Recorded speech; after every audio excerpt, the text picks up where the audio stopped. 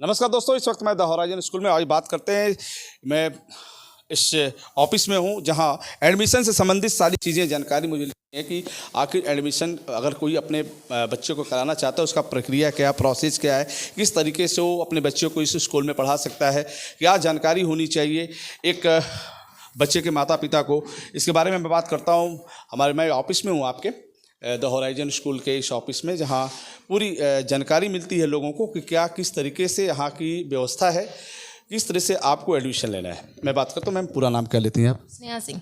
स्नेहा सिंह से मेरी बात हो रही है। मैम, अगर कोई भी बच्चा आपके पास एडमिशन के लिए आता है, उनके मम्मी पापा जो भी आते हैं, तो क्या प्रक्रिया है, क्या प्रोसेस है? सर, पहले तो हम उनको रजिस्ट्रेशन फॉर्म प्रोवाइड कराते हैं, डिटेल्स सारे बताने के बाद।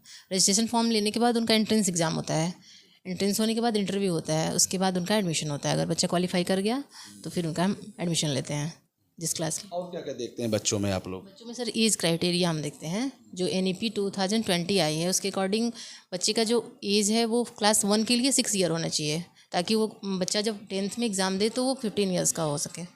तो ये क्राइटेरिया होनी चाहिए। बाकी आप ये भी देखते हैं क्या कि बच्चा किस स्कूल से आया है? सर, उसके लिए तो हम उसका ट्रांसफ़र सर्टिफिकेट जो होता है, तो किस स्कूल से आया है, पैन नंबर उसका क्या है। आजकल पैन नंबर भी बहुत ज़रूरी है स्कूलों के लिए। तो बाकी सब ये चीज़ें देखते हैं।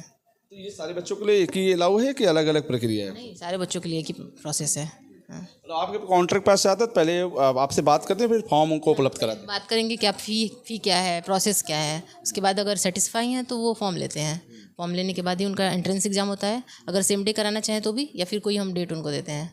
एडमिट कार्ड उनको प्रोवाइड करते हैं, उसके बाद उनका एंट्रेंस कराते हैं, उसके बाद एडमिशन होता है।